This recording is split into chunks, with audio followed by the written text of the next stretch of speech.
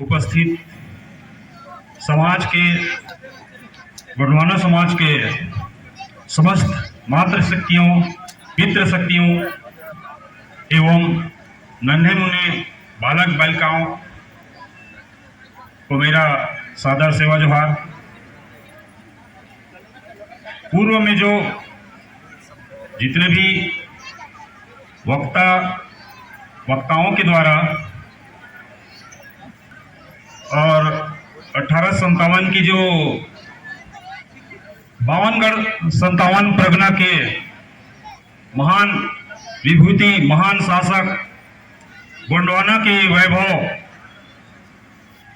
जिन्होंने इस गोंडवाना के लिए, इस गोंडवाना के आन बान शान को बचाने के लिए अंग्रेजों के साथ कभी समझौता नहीं किया और उन्होंने गोंडवाना के लिए शहीद होना सही समझा। ऐसे महान क्रांतिकारी इस गोंडवाना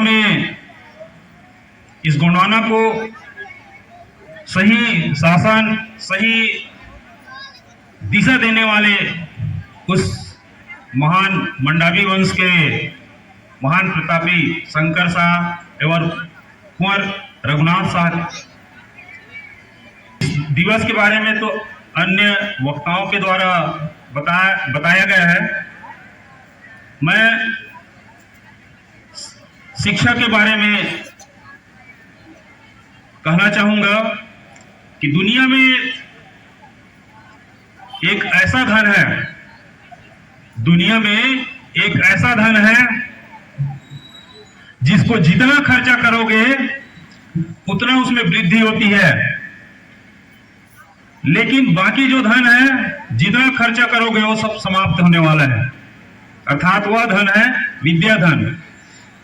मैं अपने समाज के समस्त मातृशक्ति एवं पितृशक्तियों से ये आग्रह करूंगा कि अपने बच्चों को शिक्षा दें, शिक्षा के लिए नित प्रति स्कूल भेजें। बच्चों के द्वारा या शिक्षकों के द्वारा शालाओं में जो शिक्षा दी जा रही है, क्या गृह कार्य देते हैं, उस गृह कार्य पर आप लोग कार्य करा रहे हो कि नहीं, ये भी माता पिताओं की एक बहुत बड़ी जिम्मेदारी है। क्योंकि दुनिया को हम जैसे जिस नजर से देखते हैं तो दुनिया जैसा हमको दिखाई देता है वैसा ये दुनिया नहीं है। उदाहरण के लिए हम दूर देखते हैं तो जहां पर क्षितिज होता है, क्षितिज जहां आसमान और धरती आपस में जुड़ा हुआ दिखता है, क्या वहां पर जाते हैं तो दुनिया ऐसा है? तो चूंकि ये दुनिया जो है आसमान और ये जो धरती है आपस में जुड़ा हुआ नहीं है, तो वैसे आप अपने बच्चों को एक ऐसा शिक्षा दें, क्योंकि शिक्षा ही एक ऐसा है जिससे हम अपने आने वाला कल, वर्तमान, भूत, भविष्य सबके बारे में हम लोग समाज के बारे में, समाज के हित में क्या करना है, अपने हित में क्या करना है, परिवार के हित में क्या करना है, ये तार्किक क्षमता जो है सिर्फ और सिर्फ शिक्षा से होती है। ज्ञान और विज्ञान का जमाना है। कई जो बातें हैं वो सिर्फ और सिर्फ भूल भुलैया है, लोगों को गुमराह करने का एक तरीका है। उस गुमराह से हम तभी बचेंगे जब शिक्षा को हम सही ढंग से ग्रहण करेंगे। शिक्षा से ही इस समाज को, इस देश को, इस राष्ट्र को, इस विश्व को अगर फायदा है तो सिर्फ और शिक्षा से है। तो आप अपने बच्चों को प्रतिदिन शाला भेजें। बच्चों को जो पढ़ाया जा रहा है, क्या बच्चे उस गृह कार्य को कर रहे हैं कि नहीं, इस पर भी ध्यान दें। और हमारे बीच में एक से बड़े एक विभूति बैठे हुए हैं, डॉक्टर जे लिंगो, जो कि पीएचडी और वो आज समाज के हित में कार्य कर रहे हैं, इस समाज को एक नया दिशा दे रहे हैं। वो सिर्फ और सिर्फ है शिक्षा।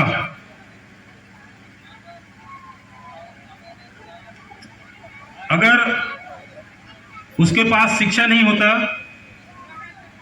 तो जो घूम घूम करके समाज को जो जगाने का कार्य कर रहे हैं वह शायद नहीं कर पाते।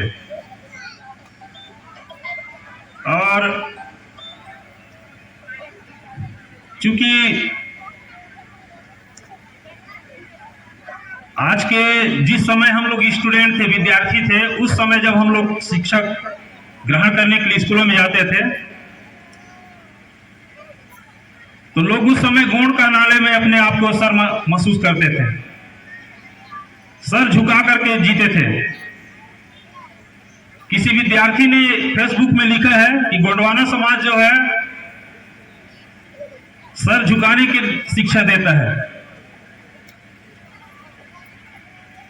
ऐसे ऐसे विद्यार्थी हैं, जबकि गोंडवाना जो है 52गढ़ 57 परगना का संचालन करने वाले के वंश हो, राजा महाराजा के वंश हो, जगत का चांदागढ़ है, मरकाम का धमधागढ़ है, मरावियों का मंडलागढ़ है। इस तरह से सभी गढ़ संचालन करने वाले राजा महाराजाओं के वंश हो, तो आप लोगों को सर उठा करके जीना है, ना कि सर छिपा के जीना है। और जियो तो जियो, नजरें मिला के जियो। तो यह कब होगी? जब आप शिक्षा के बारे में समझेंगे, उन बच्चों को शिक्षा, अच्छी से अच्छी शिक्षा दें। क्योंकि हम लोगों को जिस समय हम शिक्षा ग्रहण करते थे उस समय हम लोगों को माहौल भी नहीं मिला। कौन सी शिक्षा ग्रहण करना है, व्यावसायिक शिक्षा ग्रहण करना है कि क्या करना है, ये हम लोगों को मालूम नहीं था। पढ़ तो रहे थे जरूर, लेकिन आज जिस जनरेशन में हम लोग जीवन गुजार रहे हैं, इस चीज को अब हम लोग महसूस कर रहे हैं और अपने बच्चों को अच्छी से अच्छी शिक्षा दे रहे हैं, लाखों रुपये उस पर खर्च कर रहे हैं। ये कब हुआ? सिर्फ और सिर्फ शिक्षा से हुआ। तो मेरे इस समाज के जो नन्हे मुन्ने जितने भी विद्यार्थी हो, टैलेंटेड विद्यार्थी हो, वो पढ़ने का समय होता है, खेलने का समय होता है, हंसने का समय होता है, घूमने का समय होता है, लेकिन पढ़ने के लिए एक विशेष टाइम निकालो। क्योंकि सबके लिए एक समय होना चाहिए।